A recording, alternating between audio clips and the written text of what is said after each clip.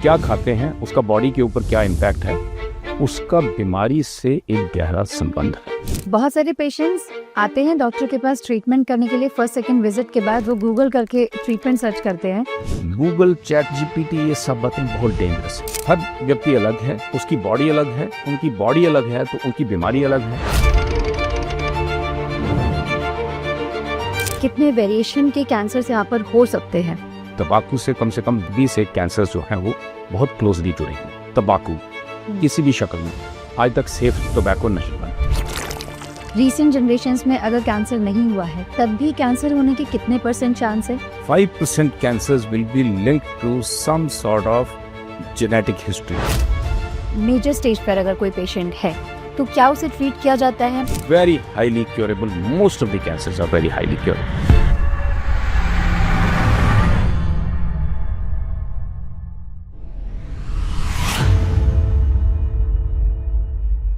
Hello, मैं हूँ स्वाति शर्मा और आप हैं मेरे साथ तथास्तु में। और तथास्तु में हम आज बात करेंगे कुछ ऐसी चीज़ों की जो हमारी दिनचर्या में यानी कि हमारे लाइफस्टाइल से जुड़ी हुई हैं, पर कहीं ना कहीं हम कुछ ऐसी चीज़ें करते हैं कि शायद हमारा लाइफस्टाइल देखने में अच्छा लगता है और महसूस करने में इंटरनली वो उतना काबिल नहीं कहा जा सकता। तो हम आज लाइफस्टाइल डिसऑर्डर्स में कैंसर से जुड़ी हुई जितनी भी परेशानियां हैं, जितने वेरिएशन है कैंसर के, उन पर हम बात करेंगे। और इसके लिए हमारे साथ चर्चा में हैं डॉक्टर अशोक कुमार वैद्य। आपको बता दूं कि पिछले 30 सालों से ऑन्कोलॉजी में पूरे प्रैक्टिस कर रहे हैं और मेदांता कैंसर इंस्टीट्यूट में मेडिकल ऑन्कोलॉजी में चेयरमैन भी हैं। पद्मश्री से सम्मानित हैं, ये खास बात है। और मॉडर्न कैंसर ट्रीटमेंट में इम्यूनोथेरेपी और स्टेम सेल ट्रांसप्लांट में बेस्ट डॉक्टर हैं। तो मैं इंट्रोड्यूस करूंगी डॉक्टर अशोक कुमार वैद्य को यहाँ पर। आपका बहुत बहुत स्वागत है सर। और कैंसर को लेकर के जिस तरह से कुछ मिथ्स भी हैं और अवेयरनेस कम है, लोगों को नहीं पता कि उनका लाइफस्टाइल किस तरह का होना चाहिए, क्योंकि हम करंट सिचुएशन को देखे जाए तो वर्क प्रोफेशन को देखते हुए कहीं ना कहीं प्रेजेंटेबल तो लगते हैं, पर क्या हम बॉडीली प्रेजेंटेबल हैं, हमारी हेल्थ प्रेजेंटेबल है? आई थिंक ये बहुत अहम सवाल है। हमारा खान पान, रहन सहन, किस वातावरण में हम रहते हैं और क्या दिनचर्या हम फॉलो करते हैं, उसका हमारी सेहत और बीमारी के साथ बहुत एक गहरा संबंध है। लाइफस्टाइल इज नॉट ओनली कि आप कहाँ रहते हैं, बट आप क्या कंज्यूम करते हैं, आपका खान पान क्या है। और ये विश्व भर में देखिए, खान पान के कई अलग अलग तत्व हैं, कई अलग अलग तरीके हैं, और बीमारियों का स्पेक्ट्रम जो है उसी हिसाब से डिफरेंट है। इवन कैंसर के विषय में, कैंसर्स का भी जो स्पेक्ट्रम है वो डिफरेंट है। भारतवर्ष में देखिए, तंबाकू का सेवन किस तरीके से किया जाता है, पीना, चबाना और गाल के अंदर उसको रखना। कुछ लोग रात भर उसको रखते हैं। हर तीनों का कैंसर के होने पे अलग अलग एक अपना इम्पैक्ट है। नॉर्थ ईस्ट जाइए, वहाँ पे टोबैको क्योर्ड मीट बहुत ज़्यादा है, कैंसर का इंसिडेंस बहुत ज़्यादा है। आंध्रा में चिलीज और ये मसालेदार चीज़ें बहुत खाई जाती हैं, स्टमक कैंसर का बहुत ज़्यादा इंसिडेंस है। आप नॉर्थ कश्मीर में जाइए, वहाँ पे भी मसालेदार चीज़ें, मिर्ची, इनका सेवन बहुत है। तो कहने का मतलब ये है कि हम क्या खाते हैं, उसका बॉडी के ऊपर क्या इम्पैक्ट है, उसका बीमारी से एक गहरा संबंध है। दूसरा, तंबाकू किसी भी शक्ल में आज तक सेफ टोबैको नहीं बना। बिल्कुल। तो ये मैसेज बहुत क्लियर होना चाहिए। Smoked versus smokeless. स्मोकलेस का मतलब है जिसको अक्सर हम चबाते हैं। खैनी है, तंबाकू है, किसी चीज में उसको डाल दीजिए तो वो स्मोकलेस टोबैको है। मुंह का कैंसर, गाल का कैंसर, जीभ का, floor of mouth, larynx, total अगर हमें लिस्ट बनानी है कैंसर्स की, तो तंबाकू से कम 20 एक कैंसर्स जो हैं वो बहुत क्लोजली जुड़े हुए हैं। सर, यहाँ पर आपने इंटॉक्सिकेंट में सभी को कवर किया, यहाँ पर बताया कि कितने वेरिएशन के कैंसर्स यहाँ पर हो सकते हैं। अगर हम सवाल करें, आपने सबसे पहले खान पान को उठाया और हमारे देश में बहुत ही विभिन्न प्रकार का, बहुत ही डिफरेंट रीजन के हिसाब से खान पान होता है जी। अभी अगर खान पान के साथ साथ मैं एक एक क्वेश्चन को फ्रेम करने की कोशिश करती हूँ होपफुली, कि खान पान समयबद्ध एक टाइमली होना बहुत ज़रूरी है या नहीं, या उसका कितना इम्पैक्ट आता है, और हम क्या खा रहे हैं। मतलब हम लोग आजकल शायद बहुत ज़्यादा जंक फूड और इसकी तरफ घूम चुके हैं, क्योंकि हमें लगता है हमारा जो काम है, हमारा ऑफिस वर्क, वो बहुत इंपॉर्टेंट है बजाय हमारी हेल्थ और हमारे मील के। वेरी इंपॉर्टेंट मॉडर्न पर्सपेक्टिव में। Exactly sir. क्योंकि बॉडी का एक बायोलॉजिकल रिदम है, हमारे शरीर के अंदर, जिसको हम एक बायोलॉजिकल क्लॉक बोलते हैं। हम किस समय सोते हैं, किस समय उठते हैं। पुराने ज़माने की बात करिए तो हर चीज़ सनराइज सनसेट्स के साथ रेगुलेटेड थी। धीरे धीरे इकोनॉमिक एक्टिविटी के कारण, ऑफिसेज, सब कुछ, उसके कारण ये घंटे जो थे ये कुछ श्रिंक हुए। अब जो 8-9 बजे के बीच में लोग सोने जाते थे वो अब 10-11 का हो गया। बट बॉडी का रिदम हम तहस नहस नहीं कर सकते। मेलाटोनिन जो हमारा एक बायोलॉजिकल क्लॉक को, ये हार्मोन है जो बायोलॉजिकल क्लॉक को रेगुलेट करती है, बहुत इंपॉर्टेंट है। That is one. समय पे खाना, संतुलित खाना, मौसमी जो फ्रूट्स वेजिटेबल्स हैं वो खाना बहुत ज़रूरी है। मौसम के बाहर के वेजिटेबल्स और फ्रूट्स जो है वो इतने इंपॉर्टेंट नहीं है, बिकॉज उनकी न्यूट्रिशनल वैल्यू कम है, उनकी कॉस्ट ज़्यादा है। एक आम व्यक्ति के लिए ये मैसेज है। नंबर 2, जो जंक फूड है मोस्टली कार्बोहाइड्रेट बेस्ड और अल्ट्रा रिफाइंड फूड्स।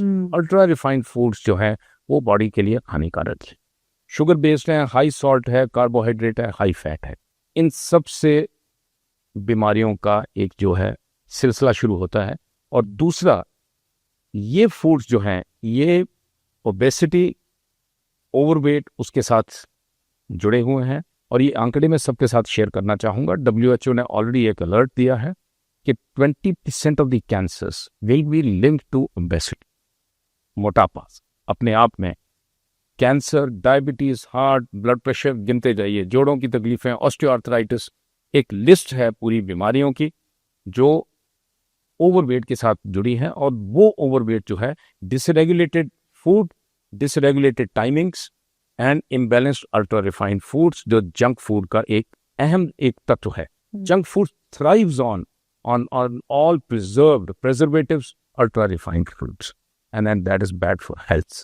फाइबर कम है उसके अंदर, कैलोरीज ज़्यादा हैं, और बाकी के तत्व जो हैं, बाकी के कंपोनेंट्स, इंग्रेडिएंट्स मैंने ऑलरेडी गिना है। सर बहुत ही एक आम सा सवाल है, बहुत ही नॉर्मल सा, जैसे आपने यहाँ पर ओबेसिटी का जिक्र किया। मोटापे में भी बहुत सारे लोग ऐसे हैं जिनको, वो मोटे हैं, उनका वेट जो नॉर्मल BMI से ज़्यादा है, पर फिर भी वो स्वस्थ हैं। और कुछ लोग ऐसे हैं कि जो हेल्थ वाइज देखने में ठीक है, जिनको ओबेसिटी भी नहीं है, उसके बावजूद वो कैंसर का शिकार हो सकते हैं या किसी भी ऐसी गंभीर बीमारी का शिकार हो सकते हैं। इसका क्या, इसको लार्जली कैसा देखा जाएगा? तो देखिए, जो अब बहुत एक सिंपल और सरल उसकी हम आंकड़ों की इसको देखेंगे। आउट ऑफ 100 पेशेंट्स जो कैंसर के हम डायग्नोज करते हैं, 30% टोबैको लेंगे, 20% लाइफस्टाइल। लाइफस्टाइल मीन्स के obesity, lack of exercise, lack of activity. So at least 50%, 10 में से 5 कैंसर्स का हमें पता है। On top of that, alcohol, no amount of alcohol से, ये बहुत तय है। अल्कोहल जाके DNA डैमेज करता है। DNA डैमेज से एक कैंसर का सिलसिला जो है, कैंसर आज के दिन में अगर सरल भाषा में समझा जाए तो क्या बीमारी है, बेसिकली जाके बॉडी के DNA को डैमेज पहुंचाना है। वो अल्कोहल पहुंचाए, वो टॉक्सिन्स पहुंचाए, एनवायरमेंटल पोल्यूशन पहुंचाए, वायरसेस पहुंचाए, हमारा बैड लाइफस्टाइल पहुंचाए, कोई ना कोई चीज जो है DNA के लेवल पे काम कर रही है। Alcohol is bad. सो ये सारी प्रिवेंटेबल कैटास्ट्रोफीज, टोबैको, अल्कोहल, ओबेसिटी, सब अपने हाथ में है। यस, साइंस ने हर चीज को डीकोड नहीं किया है। बहुत सारी बातें हैं जो अभी भी साइंस को पता नहीं है।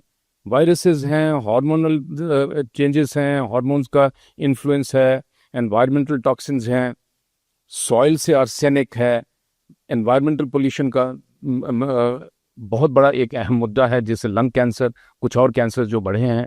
एंड टॉक्सिन्स, किसी ज़माने में एयर कंडीशनिंग इंडस्ट्री में एस्बेस्टस यूज होता था, उससे कुछ एक जुड़े हुए कैंसर थे, खैर वो खत्म हो गए थे। इंडस्ट्रियल पोल्यूटेंट्स थे, हैवी मेटल्स थे, वो काफ़ी हद तक खत्म कम हो गए।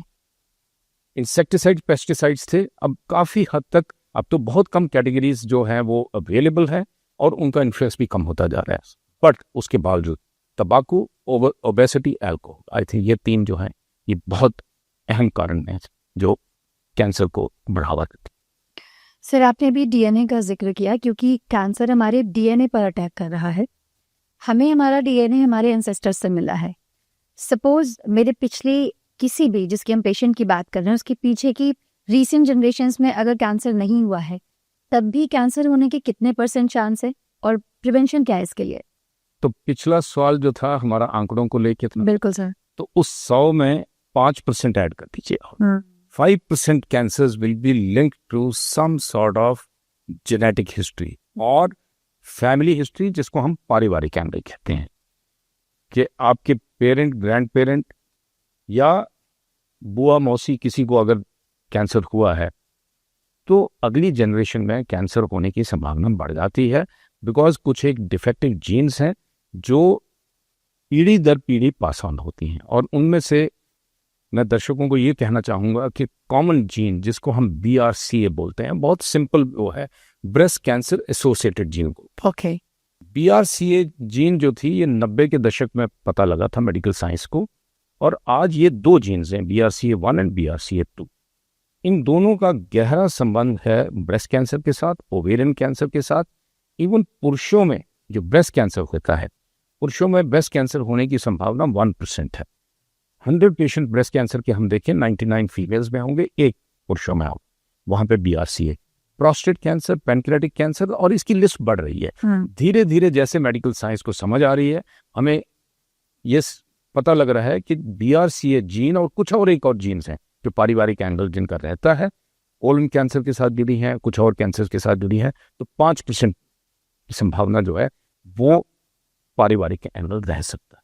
तो definitely genes have a major role to play, because वो जीन जो है बॉडी के अंदर एक रिपेयर जीन है।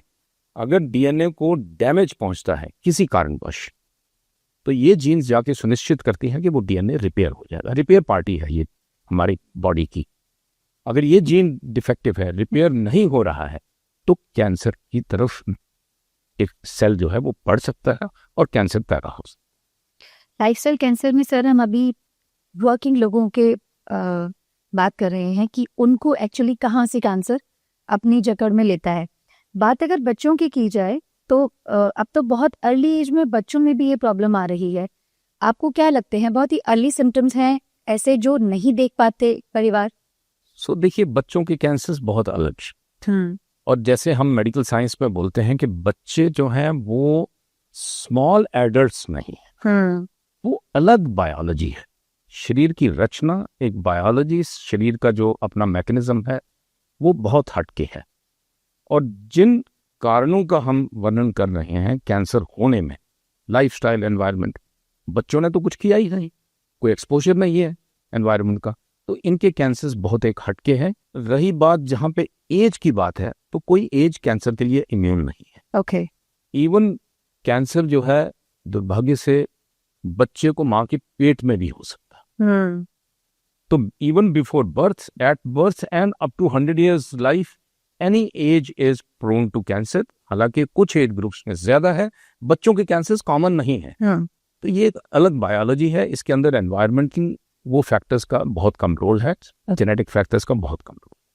आपने सर कहा कि बच्चे को जब माँ ने कंसेप्ट किया तब उस टाइम पर भी बच्चों को हो सकती है ये परेशानी, तो ऐसी सिचुएशन में क्या किया जाए? अगर माँ को कैंसर है तो बच्चे को क्या बचाया जा सकता है या कैसे क्योर किया जाए? जो ये विषय है ये बहुत कॉमन नहीं है। प्रेगनेंसी में कैंसर होना, खासकर ब्रेस्ट कैंसर और कुछ एक और कैंसर्स हैं जिनकी संभावना ज्यादा होती है, बिकॉज रिप्रोडक्टिव एज को देखिए आप। रिप्रोडक्टिव एज जो है वो संभवतः 22, 24, 25 से लेकर 40 के बीच में है।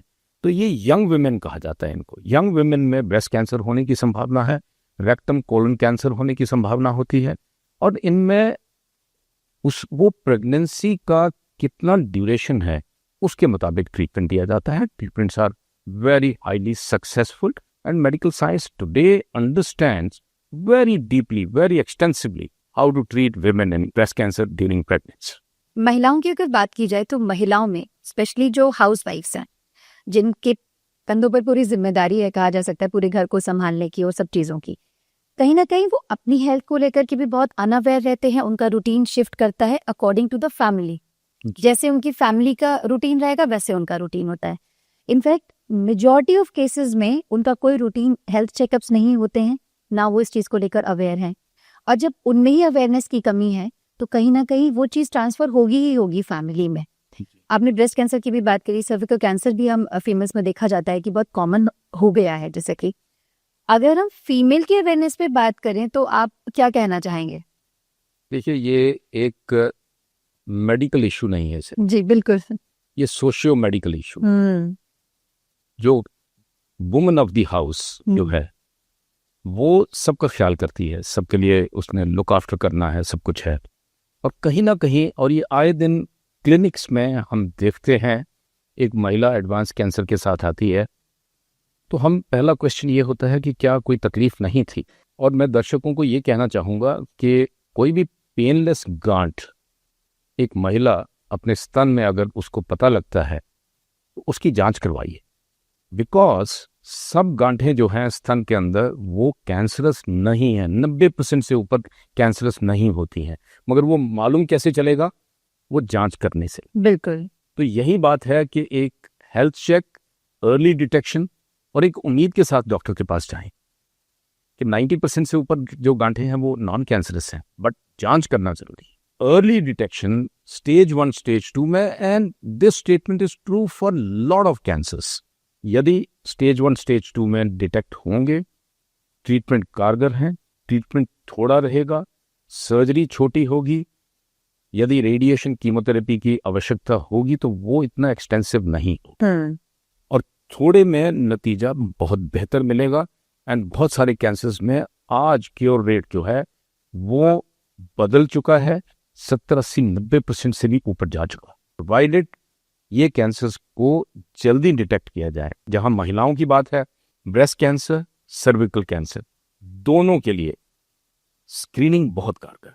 एक्सटेंसिव डेटा है, पिछले 50 साल का डेटा है और लाखों पेशेंट्स जिन्होंने स्क्रीनिंग में पार्टिसिपेट किया, स्पेशली अमेरिका के अंदर, वहां पे ये दिखाया गया कि स्क्रीन डिटेक्टेड कैंसर्स छोटे रहेंगे, जल्दी पकड़े जाएंगे, स्टेज 1 में पकड़े जाएंगे, 90% से ऊपर क्योर रेट। दूसरी बात रही सर्विकल कैंसर की। सर्विकल कैंसर सबको मैं बताना चाहूंगा कि बेसिकली बच्चेदानी के मुंह का कैंसर है। पहली बात, इसके अंदर वैक्सीन जो है बहुत कारगर है। ओके। और लड़कियों को 10-12 साल की उम्र के बाद और शादी तक कभी भी वैक्सीन दी जा सकती है।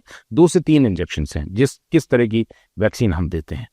और इस वैक्सीन से जो है कंट्रोल रेट यूं मानिए जैसे हम पोलियो, डीपीटी उसकी वैक्सीनेशन करते हैं और उससे बचाव होता है, उसी तरह की सर्विकल कैंसर की वैक्सीनेशन है। ये रही आज की पीढ़ी का। बट जो महिलाएं पिछली पीढ़ी से हैं, इनको स्क्रीनिंग में अपने आप को जाना चाहिए, हेल्थ चेक करना चाहिए और annual mammogram above the age of 40 years और पैप्समेयर, एक सिंपल गायनेकोलॉजी टेस्ट है जो गायनेकोलॉजी अपने क्लिनिक में करेगा और एक सिंपल टेस्ट है जिससे सर्विकल कैंसर की अर्ली डिटेक्शन हो सकती है। और early detection again cervical cancer में leads to very high cure rates. तो महिलाओं के लिए यूनिक कैंसर्स हैं। मैं संक्षिप्त में ये कहना चाहूंगा या उसको समराइज करना चाहूंगा कि जो 2 मेजर कैंसर्स हैं, बिल्कुल, दोनों में स्क्रीनिंग कारगर है और सर्विकल कैंसर में प्रिवेंशन कारगर। सर हमने हाउस वाइफ्स की बात की, अगर मैं वर्किंग वुमेन्स की बात करूं, उनमें भी कैंसर की ये परेशानी अब ज्यादा बढ़ते हुए, उनके रेशो बहुत ज्यादा बढ़ गया है। आप क्या कहना चाहेंगे इस पर? देखिए, वर्किंग वुमेन एक बड़ा स्पेशल ग्रुप है, यंग वुमेन है। बिल्कुल। They are ambitious, they are upwardly mobile and aspirational है। तो इन सब चीजों में क्या हो रहा है? एजुकेशन परस्यू कर रहे हैं, करियर्स परस्यू कर रहे हैं, late marriages, late first birth जो हो रहा है, age at first birth, breastfeeding नहीं हो रही है। बिल्कुल। ये सारी चीजें ब्रेस्ट कैंसर के इंसिडेंस को बढ़ावे में कहीं ना कहीं एक योगदान देगी। ब्रेस्ट फीडिंग एक बहुत इम्पॉर्टेंट, बच्चे को दूध पिलाना जो है, माँ का जो वो दूध पिलाना जो है वो ब्रेस्ट के लिए एक प्रोटेक्टिव माना जाता है। उसमें कुछ हार्मोन भी चेंजेस होती हैं जो ब्रेस्ट को प्रोटेक्ट करती हैं ना। दूसरा, एडॉप्शन ऑफ न्यू लाइफस्टाइल्स जिसमें अल्कोहल और टोबैको कंजम्पशन इस ग्रुप में ज्यादा दिखने को मिला। And as already we have discussed that both are bad for health. There is no safe tobacco and there is no safe alcohol. दोनों चीजें। तो इस ग्रुप को सतर्क रहना है।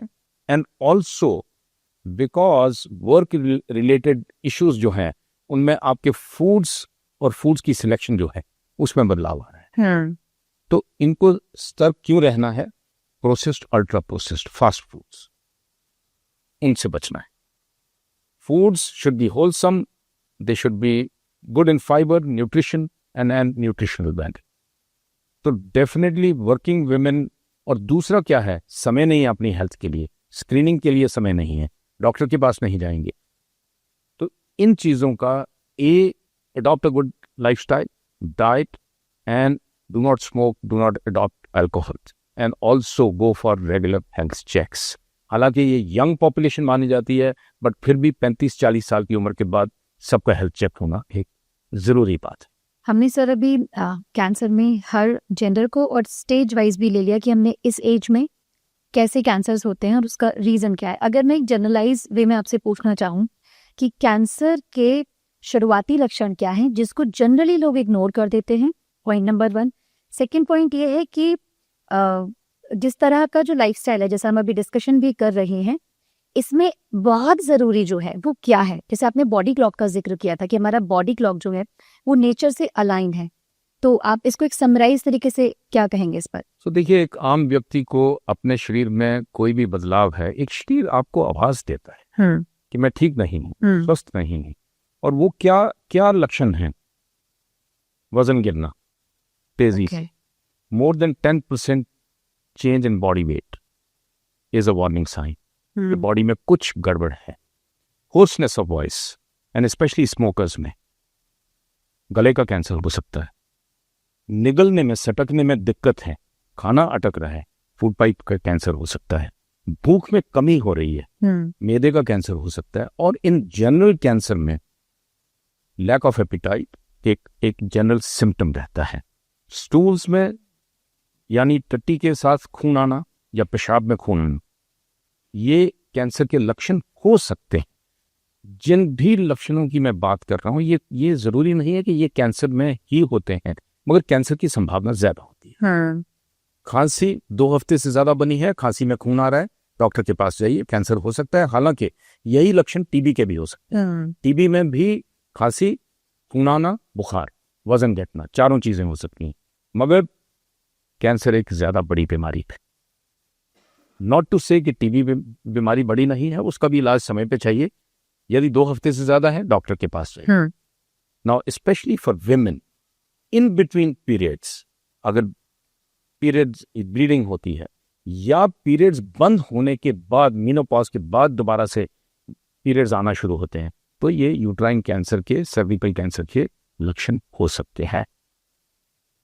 कोई भी मसा या कोई तिल शरीर के ऊपर है, वो तेजी से बढ़ रहा है या ऊपर की परत उसकी छिल गई है, ब्लीडिंग हो रही है, साइज बढ़ रहा है या उसके रंग में बदलाव आ रहा है, डॉक्टर के पास जाइए। And most important, breast cancer, वो मैंने लास्ट के लिए रखा इसलिए क्योंकि महिलाओं को मैं बहुत एक स्ट्रांग मैसेज देना चाहता हूं।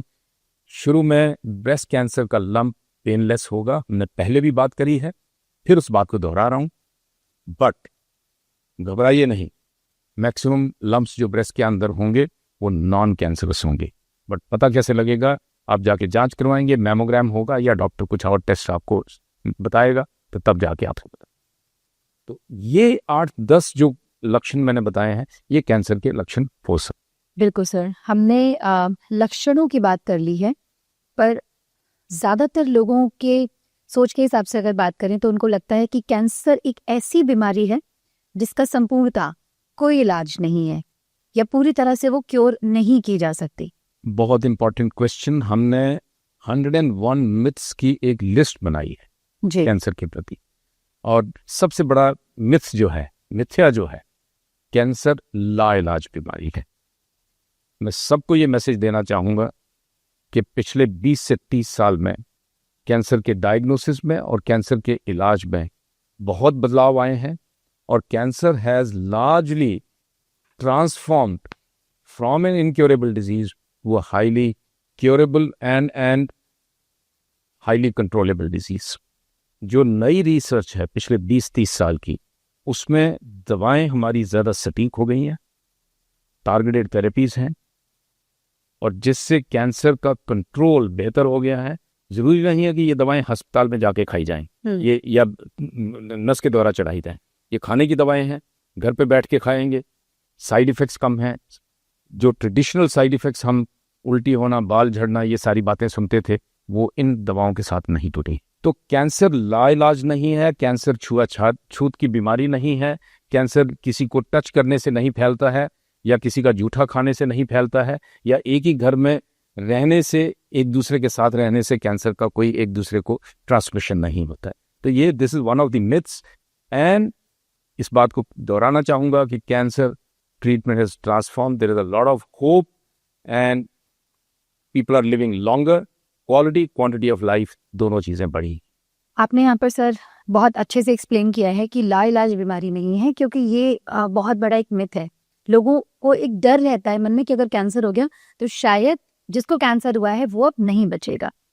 जैसे कि जनरल वे में सभी लोग जानते हैं कि कैंसर स्टेजेस में होता है, stage 1, 2, 3 and the last stage. जिस भी स्टेज में हुआ है उसके ट्रीटमेंट अलग होते हैं, या हम ये कहें कि जो मॉडर्न ट्रीटमेंट आ गए हैं, अगर हमें मेजर स्टेज पर अगर कोई पेशेंट है तो क्या उसे ट्रीट किया जाता है? हमने क्या ऐसे मेजर ब्रेक थ्रू अभी लेटेस्ट लास्ट डिकेड में हुए हैं जो रेवोल्यूशनरी हैं? बिल्कुल सही बात है। जो स्टेजेस कैंसर की रहते हैं, अक्सर हम जो ऑर्गन स्पेसिफिक कैंसर्स हैं, जैसे फेफड़े का है, ब्रेस्ट का है, मैदे का है, या कोलन कैंसर है, इनमें स्टेजेस सिस्टम जो है 1 to 4 रहता है। स्टेज 1-2 मीन्स बीमारी ऑर्गन में सीमित है। 3 जो है वो हल्का सा उसका फैलाव हुआ है, हो सकता है अगल बगल की गांठों में गया है। स्टेज 4 मीन्स कि वो बॉडी सिस्टम में फैल चुका है। Stage 1-2 are very highly curable cancers, most of the cancers जो है, और उनमें मल्टी डिसिप्लिनरी ट्रीटमेंट रहता है। उसमें हो सकता है सर्जरी रहे, कीमोथेरेपी रहे, कुछ रेडिएशन रहे, एंड लिमिटेड ट्रीटमेंट है, कुछ समय तक ट्रीटमेंट चलता है, और उसके बाद पेशेंट का फॉलोअप रहता है। अगेन इस बात पे आते हैं कि स्टेज 1 और 2 पकड़ा कैसे जाएगा? पकड़ा जाएगा यदि हम अपने लक्षण जो हमारे हैं कैंसर की, जिनके बारे में हमने चर्चा करी है, अर्ली डिटेक्शन होगा। अर्ली डिटेक्शन तब होगा अगर हम स्क्रीनिंग करेंगे, अपना हेल्थ चेक करेंगे, या बॉडी के अंदर जो बदलाव है उन तकलीफों को लेकर डॉक्टर के पास समय पे जाएंगे। समय पे डायग्नोसिस होगा, समय पे इलाज होगा। स्टेज 1-2 में very highly curable, most of the cancers are very highly curable, and I can assure you and I can tell the viewers that कुछ एक कैंसर्स में more than 90% जो क्योर रेट है। रही बात स्टेज 3 और 4 में, 4 के अंदर क्योंकि बीमारी फैल चुकी है, however सबसे बड़ा एडवांसमेंट जो है पिछले 10 साल में, आपने ये पूछा है, तो स्टेज 4 के अंदर हुआ, स्टेज 3 और स्टेज 4 के अंदर। Okay, immunotherapies, targeted therapies, and आगे के जो ट्रीटमेंट है जिनको हम बाई स्पेसिफिक एंटीबॉडीज बोल रहे हैं, ADCs बोल रहे हैं, these are new therapies, these are transform the way we are treating cancer today। और आज क्लिनिक के अंदर, आज भारतवर्ष में सौभाग्य से ये दवाएं सब अवेलेबल हैं। गवर्नमेंट ने अभी पीछे कुछ दवाओं के ऊपर इंपोर्ट ड्यूटी कम करी है, उससे कॉस्ट ऑफ ट्रीटमेंट कम हुआ है, तो रिजल्ट्स जो हैं वो बहुत बेहतर हैं। हम आप अपने एक पेशेंट का एग्जाम्पल देना चाहेंगे कि टारगेटेड दवा, इस पेशेंट को हम ट्रीट कर रहे थे कीमोथेरेपी से, लंग कैंसर का पेशेंट था ये। एक बार कीमो दिया, हल्का सा कम हुआ, दूसरी बार दिया, कोई ज़्यादा फर्क नहीं पड़ा। उसी समय एक नई दवा, खाने की गोली, जस्ट एक टैबलेट वो उसकी, and total disappearance of the cancer even after having been treated for many courses of chemotherapy। So ये टारगेटिंग जो है, ये सटीक उस जगह कैंसर टिश्यू में काम करती है जहां पे कैंसर की बेसिक एबनॉर्मेलिटीज है। जो कैंसर का ड्राइवर है, जो कैंसर को चला रहा है, ये उस ड्राइवर को जाके रोकता है, और उससे ट्यूमर का विकास थम जाता है और पेशेंट को आराम मिलता है। तो इम्यूनोथेरेपीज, टारगेटेड थेरेपीज, ये ट्रांसफॉर्म कर रही हैं the way we are treating, and the newer therapies like the CAR-T therapies और आने वाले समय में और बहुत सारी कार बेस्ड थेरेपीज हैं, जो नई थेरेपीज हैं, मल्टीपली ट्रीटेड, जिनको कोई होप नहीं थी, वो पेशेंट्स वापस घरों में आए हैं, क्योर हुआ है। खासकर मेलानोमा के अंदर इम्यूनोथेरेपीज, ये वेस्टर्न वर्ल्ड से एग्जांपल मैं दूंगा, और हमारे अपने पेशेंट्स हैं, क्योंकि मेलानोमा ज्यादा कॉमन बीमारी नहीं है। वो पेशेंट जिनको हॉस्पिस में भेज दिया गया, जिनको कहा अब कोई ट्रीटमेंट नहीं है, वो हॉस्पिस से वापस अपने घर आए। तो इतनी तरक्की हुई है, इतना पॉजिटिविटी है आज के टाइम में कैंसर ट्रीटमेंट को लेके, जितनी पिछले 50 साल में नहीं। सर, आपने कैंसर के मॉडर्न ट्रीटमेंट्स के बारे में हमें बताया कि अब काफी कुछ ऐसा आ गया है कि कैंसर को लाइलाज नहीं कहा जा सकता जी। पर क्या ये बात ठीक है कि हर एक कैंसर एक ही तरह से नहीं फैलता और उसका टाइम भी डेवलपमेंट का उतना ज्यादा नहीं होता है? Very interesting question. ये बेसिकली ह्यूमन बायोलॉजी से लिंक। तो पूरे कैंसर्स की अगर हम गणना करें जी, तो बॉडी के अंदर लगभग 200 किस्म के कैंसर्स, जिनमें से 30-35 किस्म के हम रेगुलरली ट्रीट करते हैं, जो कॉमन कैंसर। बिल्कुल। बाकी कुछ अनकॉमन है, कुछ रेयर कैंसर। अब कैंसर बेसिकली है क्या?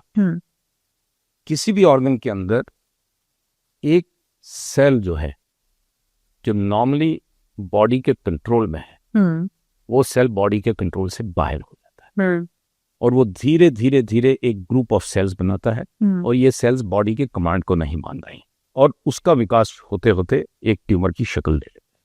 और जब हमें पता लगता है वो 1 सेंटीमीटर, 2 सेंटीमीटर या 3 सेंटीमीटर का एक बहुत बड़ा गोला एक अलग किस्म के सेल्स का है, जो रोग सेल्स हैं, ये बॉडी के नियंत्रण में नहीं है। देयरफॉर इन सेल्स का एक अपना माइक्रो एनवायरनमेंट बन सकता है, ये अपने ही एक अलग दुनिया में है। सब कैंसर्स का बढ़ने का, बनने का और स्प्रेड करने का एक जैसा तरीका नहीं है। आम व्यक्ति के लिए ब्रेस्ट कैंसर एक बीमारी है, मेरे लिए एज एन ऑन्कोलॉजिस्ट 6 किस्म की बीमारियां। लंग कैंसर आम व्यक्ति के लिए एक कैंसर है, मेरे लिए कम से कम 1 दर्जन डिफरेंट बीमारी। वाई? बिकॉज हर ऑर्गन के अंदर अलग अलग किस्म के टिश्यूज हैं। बिल्कुल। और कौन से टिश्यू से वो कैंसर उठा, उस पर निर्भर करेगा कि उसकी पेस कितनी है, उसकी स्प्रेड होने का अंदेशा कितना है, और उसके लिए ट्रीटमेंट क्या रहेगी। और जब हम टारगेटेड थेरेपीज की बात कर रहे थे, तो हर अलग सब टाइप के लिए अलग दवा है। For example, lung cancer aggressive है, fast spreading, most of them. Breast cancer कुछ एक स्लो स्प्रेडिंग है। ट्रिपल नेगेटिव, ये मैं टेक्निकल शब्द यूज कर रहा हूं, बट जस्ट टू टेल कि ट्रिपल नेगेटिव मेरे लिए एक अलग कैंसर है, HER2 न्यू अलग कैंसर है। ये दोनों फास्ट पेस्ड है, ये बहुत जल्दी बढ़ते हैं। और जो हार्मोन रिसेप्टर पॉजिटिव कैंसर है, वो धीरे चलता है, क्योंकि ये बायोलॉजी से लिंक्ड है। कौन सा टिश्यू ज्यादा उभर रहा है, कौन सा टिश्यू कैंसर बनने में ज्यादा योगदान दे रहा है। ब्लड कैंसर्स फास्ट स्प्रेडिंग है, लिम्फोमास, हाई ग्रेड लिम्फोमास बहुत फास्ट स्प्रेडिंग है। कुछ लिम्फोमास बेसिकली गांठों के कैंसर हैं, लिम्फेटिक टिश्यू के कैंसर्स हैं। कुछ लिम्फोमास जिनको हम इंडोलेंट लिम्फोमास बोलते हैं, वो शब्द ही अपने आप में कह रहा है। इंडोलेंट मीन्स धीरे चलने का, बहुत समय लेगा, कई सालों लेगा। बहुत दफे हम सालों साल उनका इलाज भी नहीं करते, बिकॉज वो बॉडी के ऊपर अपना इतना ज्यादा प्रभाव नहीं करते। हम ऑब्जर्व करते हैं, उचित समय पे इलाज देते हैं। बट हाई ग्रेड लिम्फोमा का ट्रीटमेंट कल सुबह होना चाहिए। लुकीमिया का कैंसर, जो लुकीमिया ब्लड कैंसर का इलाज कल सुबह होना चाहिए। तो कहने का मतलब है कि बॉडी के अंदर बहुत सारे कैंसर्स हैं, फास्ट स्प्रेडिंग है, अल्ट्रा फास्ट स्प्रेडिंग है, और कुछ बहुत मंद गति के स्लो है। स्किन कैंसर्स कुछ हैं, बहुत स्लो स्प्रेडिंग होते हैं, बट वही स्किन कैंसर मेलानोमा है, बहुत फास्ट स्प्रेडिंग है। तो कौन सा टिश्यू कैंसरस शेप ले रहा है और उसकी बायोलॉजी क्या है, उस पर डिपेंड करेगा कैंसर। सर, आपने बताया यहाँ पर कि ट्रीटमेंट में अब काफी सारी चीजें ऐसी नई आ चुकी हैं कि ट्रीटमेंट करना उतना मुश्किल नहीं है अगर हम सही वक्त पर ट्रीटमेंट लेना शुरू करते हैं। जी। अभी फिलहाल जिस तरह के है कि कोई पेशेंट है वो 100% रिकवर हो गया, वो अपने घर लौट गया, नॉर्मल लाइफस्टाइल में भी आ चुका है, पर फिर से कुछ केस ऐसे होते हैं जिनको दोबारा से डायग्नोस होता है। ऐसी सिचुएशन में कहाँ चूक हो जाती है? तो देखिए, जो रिकरेंस जिसको हम कहेंगे कि कैंसर वापस आया है, तो ये आने की संभावना अगेन बेसिक स्टेज से लिंक्ड। ओके। स्टेज 1 में जैसे मैंने बोला कि स्टेज 1-2 में बीमारी सीमित है। एग्जाम्पल लेंगे ब्रेस्ट कैंसर का। स्टेज 1-2 ब्रेस्ट कैंसर मीन्स कि वो गांठ सिर्फ ब्रेस्ट के अंदर है। स्टेज 1 में साइज छोटा है, स्टेज 2 में थोड़ा साइज बड़ा, स्टेज 3-4 में वो आगे बढ़ गया है। अब जो हम शुरू में इलाज देते हैं वो ट्रीटमेंट बेसिकली किसी किस्म की सर्जरी है, कीमोथेरेपी है, या कुछ खाने की दवाएं हैं जिनको हार्मोन थेरेपी बोलते हैं, या रेडिएशन है। Most of the cancers are multi modality की, एक से ज्यादा ट्रीटमेंट्स की जरूरत होती है। बेसिकली हम उस कैंसर सेल को नंबर 1 कंट्रोल कर रहे हैं और नंबर 2 उसको वापस आने से रोक रहे हैं। एक बहुत सरल एग्जाम्पल है जी। कोविड के टाइम में हम सब ने मास्क पहना, किसी ने कोविड का वायरस देखा? बिल्कुल नहीं देखा। तो यूं ही सूक्ष्म लेवल पे कुछ सेल्स सरवाइव कर रहे हैं। कैंसर होने का सिलसिला पहले मैंने आपसे जिक्र किया कि एक माइक्रोस्कोपिक एंटिटी से शुरू होता है, बिल्कुल सूक्ष्म लेवल से स्टार्ट होता है। 2, 4, 10 सेल्स, और एक सेल का साइज माइक्रोन है, 8, 10, 15 माइक्रोन हो सकता है, और माइक्रोन 1 मिलीमीटर का 1000वां हिस्सा है। तो उसकी जर्नी सूक्ष्म लेवल से स्टार्ट होती है, फिर वो एक शेप एंड फॉर्म लेता है, पेशेंट डॉक्टर के पास आता है, डॉक्टर उसका इलाज करता है, मगर कुछ सेल्स सूक्ष्म लेवल पे छूट जाते हैं। वो भले वहीं छूटेंगे, या जब वो माइक्रोन साइज से 1 सेंटीमीटर जा रहा है, डिपेंडिंग अपॉन कि उसका ग्रोथ कितना जल्दी है, उसमें से सेल्स छूट के सर्कुलेशन से बॉडी में जा सकते हैं। और ये माना जाता है कि जब ब्रेस्ट कैंसर 2 सेंटीमीटर का है तो 2/3 पेशेंट्स के अंदर ऑलरेडी सेल्स बॉडी में जा चुके हैं। और मानिए ऑन्कोलॉजिस्ट का, डॉक्टर्स का काम कितना मुश्किल है, उन सेल्स को ट्रैक करना, उन सेल्स को कंट्रोल करना। और ये लिविंग टिश्यू है, जैविक टिश्यू, एस्केप करता है अपने आप। कैंसर एक स्मार्ट टिश्यू है और अपने आप को बचाता है। उसके अंदर कई तरीके के डिफेंस मैकेनिज्म्स हैं, और आज साइंस के पास ये प्रमाण है कि कम से कम 1 दर्जन उसके पास डिफेंस मैकेनिज्म्स हैं। वो अपने आप को बचाता है और शांत बैठा रहेगा किसी एक ऑर्गन के अंदर, लिवर के अंदर, लंग के अंदर, या कहीं हड्डी के अंदर जाके बैठा रहेगा। कुछ सालों बाद जब उसको मौका लगेगा वो वापस आएगा। वो मौका क्यों लगता है ये आज साइंस को पता नहीं है। उस समय क्या बॉडी की इम्यूनिटी डाउन होती है, इम्यून सर्विलेंस बॉडी की डाउन हो जाती है, बॉडी ट्रैक नहीं कर पाई, बिकॉज हमारे शरीर के अंदर हर समय इम्यून सर्विलेंस है। कोई वायरस, बैक्टीरिया, इन्फेक्शन हमारे अंदर जाती है तो हम कैसे ठीक होते हैं? ना भी दवा खाएं, हम बहुत सारी इन्फेक्शन से ठीक होते हैं, क्योंकि वो हमारे अंदर ट्रैकिंग है। इसी तरह से कैंसर सेल्स के लिए भी ट्रैकिंग है। तो वो संतुलन कहीं पे बिगड़ता है, वो चुपचाप अपने एक स्थान पे बैठा है। जब वो संतुलन बिगड़ा तो ये फिर अपनी जर्नी उसी तरीके से स्टार्ट करेगा जिस तरीके से प्राइमरी ट्यूमर उसका स्टार्ट। तो बेसिकली आप जैसा कहना चाह रहे हैं कि कोई कैंसर पेशेंट है जो पहले ही कैंसर से लड़ चुका है और ठीक हो चुका है, उसे अपने लाइफ स्टाइल पर अभी भी उसी तरह से ध्यान रखना। बहुत इंपॉर्टेंट क्वेश्चन, ऑब्जर्वेशन है ये। इनको lifestyle, active, body weight control करो, डाइट कंट्रोल करो, और ये होने की संभावना जो है, वापस आने की संभावना स्टेज 1 में मिनिमम है, 5% से भी कम है, स्टेज 2 में मे बी 10% है। जैसे जैसे स्टेज बढ़ेगी तो सारा ये circle comes to a full stop, early detection. तो आपका काम आसान, डॉक्टर्स का काम आसान। कम ट्रीटमेंट चाहिए, बहुत लंबी चौड़ी सर्जरी नहीं चाहिए, छोटी सर्जरी चाहिए, थोड़ी दवाएं देनी पड़ेंगी। तो ये एक पैराडाइम है, एक ये स्ट्रॉन्ग मैसेज है। Early detection is good for everyone, for the patient, for the doctors, for everyone, for the resources, family resources, societal resources, national resources, सबके लिए इम्पोर्टेंट। आपने सर यहाँ पर रिसोर्सेस की बात की। बहुत सारी फैमिलीज ऐसी हैं जो बहुत ही निचले तबकों पर आती हैं और एक बेसिक ट्रीटमेंट भी वो अफोर्ड नहीं कर पाते हैं।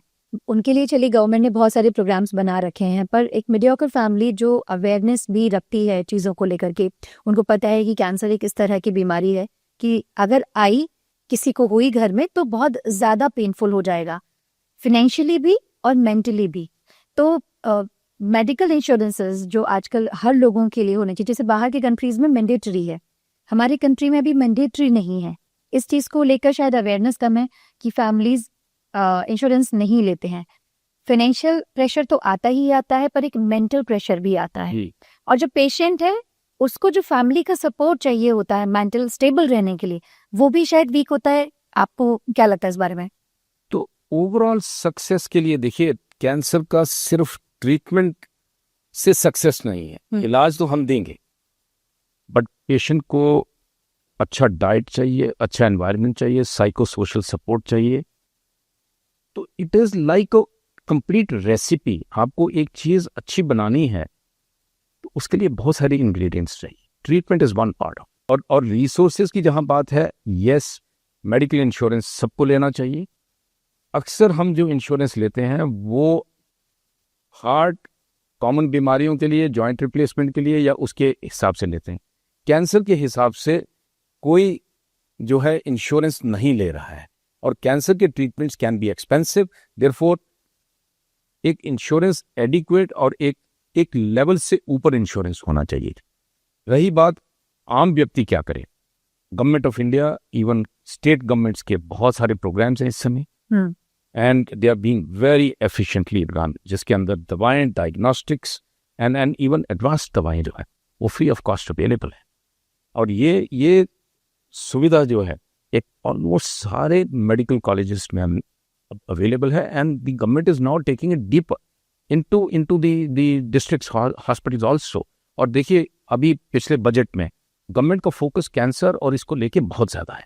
Not only government is not only working on the wellness and the availability of the drugs, but government ने कहा रोबोटिक्स का भी प्रोग्राम जो है वो किक ऑफ किया है। ये जानते हुए कि भारतवर्ष को ये इन एडवांस टेक्नोलॉजीज की भी जरूरत है। तो एंटायर थिंग इज हैपनिंग। तो हमारा योगदान ये होगा कि पेशेंट को साइको सोशल सपोर्ट अच्छा होना चाहिए। फैमिलीज का दायित्व ये है कि वो इंश्योरेंस अच्छी रखें अपनी, और लाइफस्टाइल अच्छा। Prevention is better than cure. मेरा सवाल थोड़ा सा टॉपिक से इतर है। जनरली पेशेंट और डॉक्टर का अपना एक इक्वेशन होती है। बहुत सारे पेशेंट्स आते हैं डॉक्टर के पास ट्रीटमेंट करने के लिए, फर्स्ट सेकंड विजिट के बाद वो गूगल करके ट्रीटमेंट सर्च करते हैं। ये बहुत ही कॉमनली देखा जाता है, बिकॉज जैसा कि सर आपने भी बताया अभी, अब बहुत सारे वेरिएशन है कैंसर को ट्रीट करने के। मॉडर्न टेक्नोलॉजी भी है, चाहे उसमें हम रेडिएशन की बात करें, कीमोथेरेपी तो खैर हम पहले से ही जानते हैं, और भी एडवांस्ड है।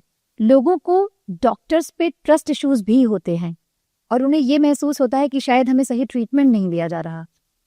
Quite understandable. बहुत एक इम्पॉर्टेंट क्वेश्चन है और इम्पॉर्टेंट इशू है। बिल्कुल। और मैं आपको अपने 30 years, more than 30 years experience से बता सकता हूँ कि कैंसर एक वन टाइम ट्रीटमेंट नहीं है कि आप गए, एक प्रिस्क्रिप्शन लिखा, आप घर आ गए, आपने दवा 7 दिन के बजाय 5 दिन खाई, तब भी ठीक हो गई। Cancer is like a journey, it's a long journey. पहला डायग्नोस्टिक है, दूसरा जैसे मैंने एन्यूमरेट किया ट्रीटमेंट है। ट्रीटमेंट में एक से ज़्यादा टीम्स इन्वॉल्व होती हैं, सर्जन है, रेडिएशन है, मेडिकल है, रिहैब है, बहुत सारी टीम्स इन्वॉल्व होंगी। और सक्सेसफुल ट्रीटमेंट के बाद एक लंबा फॉलोअप है, बिकॉज हमें पेशेंट को एक बैक टू लाइफ लाना है, और थोड़ी सी भी अगर संभावना उसके कैंसर के वापस आने की है तो उसको जल्दी पकड़ना है। If at all the cancer is on that. Google, chat GPT, ये सब बातें बहुत डेंजरस है, क्योंकि बहुत एक प्रोफाउंड नॉलेज, प्रोफाउंड इंसाइट की जरूरत है।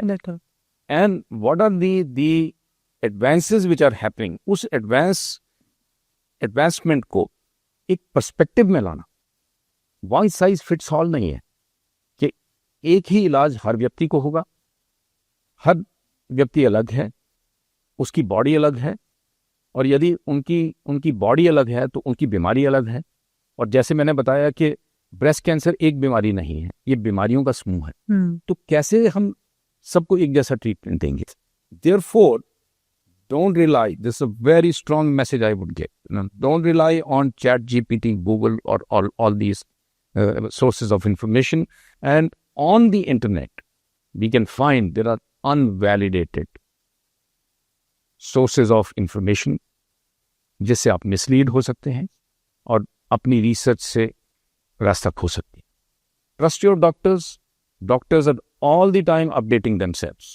They're they are studying, they are reading, they are updated with the latest what is happening around the world. और आज के दिन में अगर वो इन्फॉर्मेशन आपको गूगल से मिल रही है तो डॉक्टर को क्यों नहीं अपने सोर्सेज से मिल रही है? कभी ये भी सोचा है?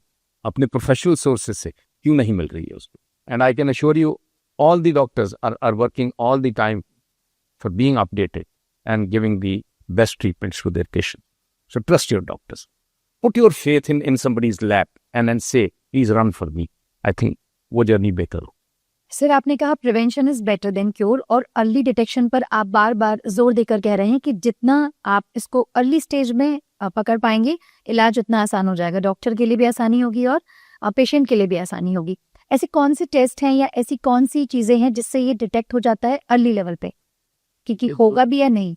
इसलिए 50 से ज्यादा सालों का मेडिकल साइंस के पास प्रमाण है, एक्सपीरियंस है. And lakhs of patients have been through those screening programs.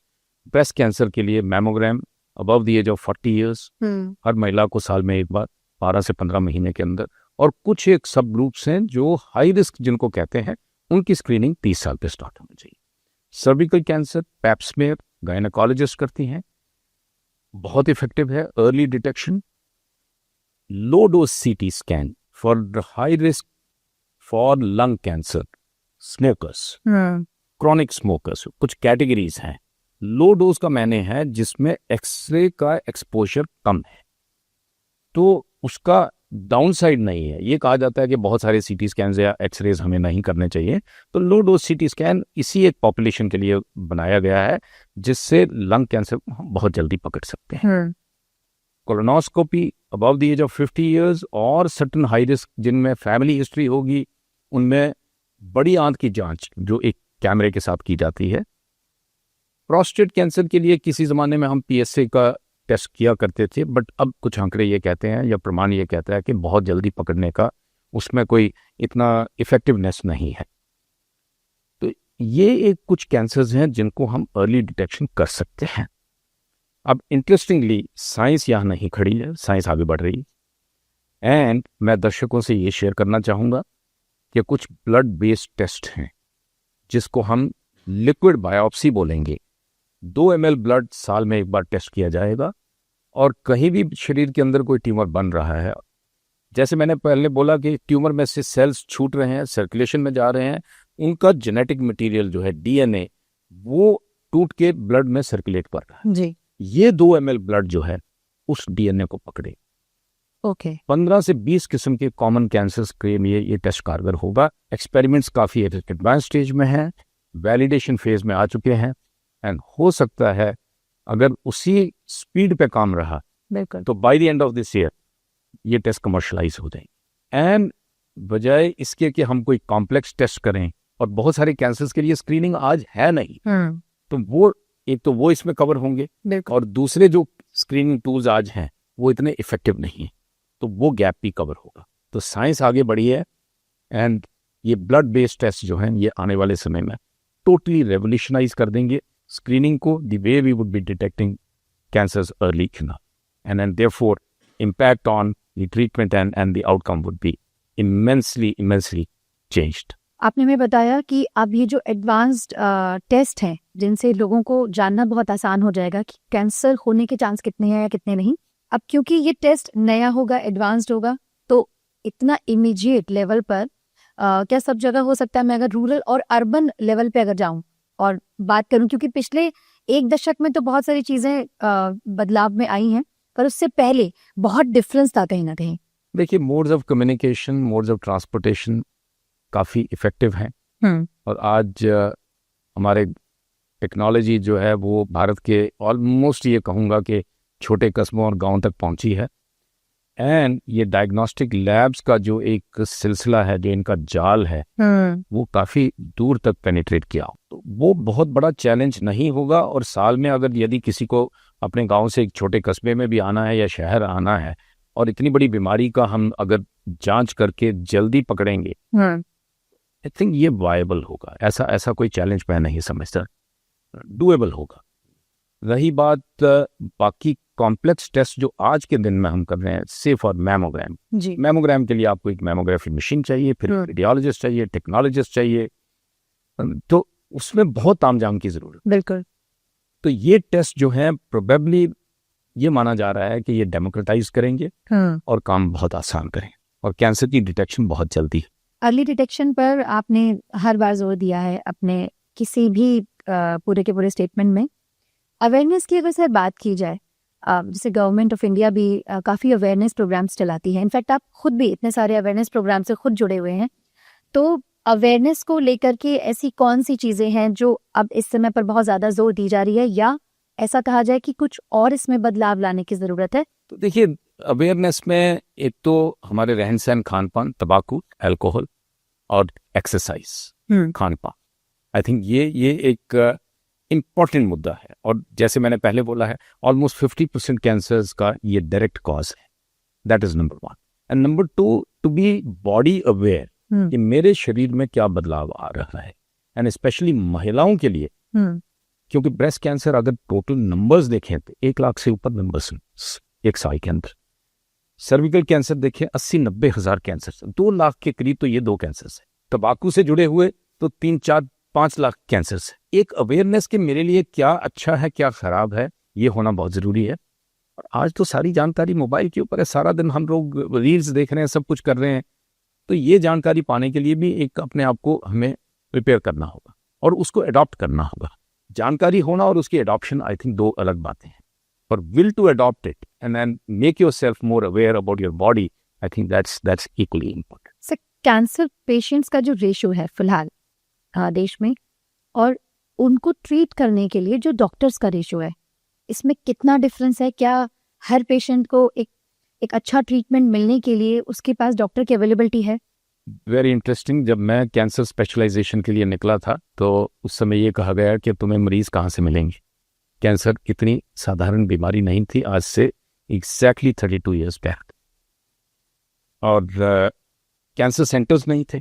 But पिछले 20 साल के आप उसमें पीरियड में देखिए, कैंसर सेंटर्स बढ़े हैं, कैंसर स्पेशलिस्ट जो ट्रेनिंग हो रही है वो बढ़े हैं। एक ज़माना था कैंसर स्पेशलिस्ट, मेडिकल ऑन्कोलॉजी की मैं बात करूं तो हार्डली 10-15 साल के ग्रेजुएट होते थे। आज ये संख्या बढ़ के सैकड़ों में आ गई। सर्जिकल, रेडिएशन, मेडिकल 1000-2000 ट्रेन हो रहे हैं इस समय, और इनकी पेनिट्रेशन, क्योंकि कैंसर सेंटर्स जो हैं वो स्टेट कैपिटल से जाके आगे दूसरे शहरों में भी, छोटे शहरों में भी कैंसर सेंटर्स बने हैं, तो इन डॉक्टर्स के लिए, यंग ऑन्कोलॉजिस्ट के लिए जो अपॉर्चुनिटी है उन सेंटर्स में जाके काम करने की, और जॉब्स मिल रहे हैं, ऐसा नहीं है। अभी भी अभाव है, अभी भी संख्या कम है वेस्टर्न देशों के मुकाबले में देखें, बट भारत आगे बढ़ा है in terms of the infrastructure, availability of the hospitals, availability of qualified staff. I think वो बहुत आगे बढ़ा है, और इससे क्या हो रहा है कि ट्रीटमेंट आपके घर के नजदीक तक पहुंच रहा है, rather than travelling to Delhi, Bombay, और जहां जाके महीनों आप पड़े रहते थे। Economic disruption, family disruption, business, job, ये सारी डिसरप्शंस होती थी। आज वो डिसरप्शंस नहीं। 32 ईयर्स पहले आपने बताया कि आपसे पूछा गया कि ऑन्कोलॉजिस्ट बनोगे तो ट्रीट किसे करोगे? और आज के टाइम में सर जो ऑन्कोलॉजिस्ट के लिए प्रैक्टिस कर रहे हैं, आप उनके लिए क्या कहना चाहेंगे ताकि वो बेस्ट डॉक्टर्स बन सके? देखिए, डॉक्टर के लिए कोई बहुत कॉम्प्लेक्स नहीं है सिचुएशन। बिल्कुल। स्टिक टू दी एविडेंस, जो साइंटिफिक एविडेंस है जिसके आधार पे इलाज होना चाहिए, दैट इज इनवायलेबल। उसको हम डाइग्रेस नहीं कर सकते। एज अ डॉक्टर मैं डाइग्रेस नहीं कर सकता। सीधी बात है, anybody walking through the door, वह किस चीज के लिए आया है? वो पहले फेथ लेके आया है, राइट, और बेस्ट ट्रीटमेंट के लिए आया है। तो बेस्ट ट्रीटमेंट देना तो एक बेसिक बात है, हर डॉक्टर की ट्रेनिंग वही है। Work hard, look after your patients, be patient centric, and specially cancer के अंदर सिर्फ बीमारी का इलाज नहीं आप करते, आप एक इंडिविजुअल का पूरा इलाज करते हैं, उसकी मानसिक स्थिति का भी इलाज करते हैं। And then as I said, cancer treatment is not a one time treatment, it's like a long journey. आपको हैंड होल्डिंग करनी पड़ेगी पेशेंट, इसको उस जर्नी में साथ लेना पड़ेगा, अप्स एंड डाउन्स होंगे, उसका एजुकेशन देना पड़ेगा, उसको अवेयरनेस देनी पड़ेगी। And many a time situations आती हैं because of various reasons, patients want to quit, तो दैट इज द रोल. तो doctor will have to be a doctor, a psychologist, a nutritionist, a guide, an educator, and all in one, And the majorly is motivator. motivate, absolutely motivate. Yeah. Right sir. आपने बताया यहाँ पर कि family का भी इसमें doctor की तरफ से जो भी ट्रीटमेंट होता है वो भी फैमिली के लिए एक ट्रीटमेंट की तरह काम कर रहा होता है. अगर हम बात करें फैमिली के सपोर्ट सिस्टम की जो टुवर्ड्स पेशेंट होना चाहिए, वो किस तरह का होना चाहिए? बिकॉज पेशेंट तो ऑलरेडी एक जर्नी जी रहा है जो कि ऑलमोस्ट डेथ के करीब है. पॉजिटिव और रियलिस्टिक. हम अक्सर देखते हैं कि फैमिलीज भी because of their emotional concern sometimes वो कंसर्न से ओवर कंसर्न हो जाता है. राइट. और मिथ्स को जो है, डॉक्टर की बात नहीं सुननी, गूगल पे फ्रेंड्स की, पड़ोसी की बात सुननी, नए नए डाइट इन्वेंट करने. डॉक्टर आपका गाइड है, डॉक्टर आपको गाइड कर रहा है. तो family should stay within those parameters where they are the best guardians, because they are the first guardians and they are the first wing जो patient के आगे पीछे है, और वो 24 घंटे पेशेंट के साथ हैं. And they should be realistic and they should work on in a very close contact with the doctors and follow the instructions so that the treatment is completed and becomes meaningful, and also the instructions are complied and followed as given by the doctor. Sir, आपका यहाँ होना ही खुद में एक बहुत खास बात है क्योंकि आपके पास इतना एक्सपीरियंस है. 3 decades आप इसी ऑन्कोलॉजी डिपार्टमेंट में प्रैक्टिस कर रहे हैं. इतने सारे पेशेंट्स आपके हाथ से होकर गुजरे होंगे जो ठीक हुए होंगे, जिनकी फैमिली तक को आपने उम्मीद दी होगी. कोई ऐसा एक्सपीरियंस आप हमें बताना चाहेंगे जहां पर आपको लगा हो कि ये बड़ी चैलेंजिंग सी सिचुएशन थी, क्या किया जाए क्या नहीं किया जाए, और आपने उस पेशेंट को बिल्कुल ठीक करके उसके घर भेजा? सो देखिए, इस जर्नी में सिर्फ एक पेशेंट का इलाज नहीं किया, एक परिवार से मल्टीपल पेशेंट्स का. बिल्कुल. Sometimes husband wife combination, sometimes the father and the son combination, or mother and son, or the mother and daughter combination. So these are challenging situations. That is one where multiple members 10 साल पहले किसी का treatment किया है, वो वापस आपके पास आते हैं. अपने आप में ठीक है, लगता है कि ये वापस आए हैं, कुछ कारण होगा क्यों वापस आए हैं, बट बहुत बड़ा चैलेंज होता है. That is a bigger trust in you they are reposing, and then to keep that trust becomes even a bigger responsibility. So that is one part of it. Not that responsibility doesn't transcend to others. वो बराबर है सबके लिए, concern सब कुछ बराबर है. Difficult situations जहाँ पे specially dealing with young adolescents, 20, 22, 25 साल जो अभी लाइफ में एंटर कर रहे हैं, यंग प्रोफेशनल्स हैं या प्रोफेशनली पास आउट हो के आए हैं, अभी जॉब लिया है, and at times you will not believe, महीना पहले एंगेजमेंट हुआ है, 3 महीने बाद शादी हुई, या 3 महीने पहले शादी हुई है और डायग्नोसिस हुआ है. So, multiple problems, multiple issues, multiple facets, and I feel probably I would have seen the entire spectrum of the diseases, किस तरीके से पेशेंट्स डिजीज लेके आए हैं, और उनका सोशल रेमिफिकेशंस और सोशल एंगल्स उनके क्या रहे हैं, and sometimes applying treatments where there was no hope, and then patient gets cured of the disease. एक इंडिविजुअल की जो बात मैं यहाँ करना चाहूँगा, ये gentleman in his early 50s जिनका हम कोलन कैंसर का ट्रीटमेंट कर रहे थे, और 2-3 दफ़े इनको हमने कीमोथेरेपी दे दिया, फिर भी कैंसर स्प्रेड कर रहा था. तो एक दिन आए, कहते कि डॉक मेरे लिए कुछ करो. और ये उस समय की बात है कि जब कुछ नए टेस्ट जिनमें जीनोमिक प्रोफाइलिंग का नया शुरू हुआ था, तो हमने इनको बोला कि जीनोमिक प्रोफाइलिंग करवाते हैं आपके ट्यूमर का, और कुछ नए ट्रीटमेंट हैं जिनका चयन हो सकता है. जीनोमिक प्रोफाइलिंग करा तो कुछ हिंट मिला कि कोई किसी तरह का ट्रीटमेंट इनका कामयाब हो सकता है. And despite 32 cycles of chemotherapies which would have spanned almost about a year and a half, इनका बीमारी जो था वो बढ़ रहा था. And he was one of the very early patients जिनको हमने इम्यूनोथेरेपी दिया. डिजीज़ टोटली डिसअपेयर हो गया। इनका केस मैंने मल्टीपल कॉन्फ्रेंसेस में प्रेजेंट किया, and this is almost now about 9 years out of that treatment. Stage 4 cancer, multiply treated, had lost hope, has been cured for life. So that is the power of genomic profiling, targeting tumors. और आने वाले समय में मैं इस बात पे चर्चा करना चाहूँगा कि हर एक व्यक्ति का ट्यूमर का पर्सनलाइजेशन होगा। ट्यूमर लेंगे, उसका प्रोफाइलिंग करेंगे, देखेंगे कौन सा ड्रग इसके लिए सूट करेगा और वही दवा उस पेशेंट को दी जाएगी। तो वन साइज फिट्स ऑल नहीं होगा कि हर एक का इलाज एक जैसा होगा। यहाँ पे हर व्यक्ति का इलाज कस्टमाइज किया जाएगा, पर्सनलाइज करा जाएगा, और इसी को हम पर्सनलाइजेशन ऑफ ट्रीटमेंट कहते हैं। और हर व्यक्ति का ट्रीटमेंट दूसरे से हटके। सो संक्षिप्त में मैं ये कहना चाहूँगा कि कैंसर एक लाइलाज बीमारी नहीं है। बहुत सारे फैक्टर्स नोन हैं, बहुत सारे प्रिवेंटेबल हैं, और अर्ली डिटेक्शन हम कर सकते हैं। प्रिवेंटेबल में अपना लाइफस्टाइल सुधारिए, डाइट सुधारिए। एक डॉक्टर के पास जाने से पहले आप एक डॉक्टर गुड हेल्थ जिसको कहेंगे, doctor sunshine, doctor good air, doctor good diet, doctor good sleep, ये इन सब बातों को अपनाइए, फिर रियल डॉक्टर के पास जाइए। एंड जैसे मैंने ये आंकड़े बताए हैं, तंबाकू का इस्तेमाल, अल्कोहल, एक्सरसाइज, इनको अडॉप्ट करिए। So that is prevention. दूसरा पहलू है अर्ली डिटेक्शन, स्क्रीनिंग में जाइए।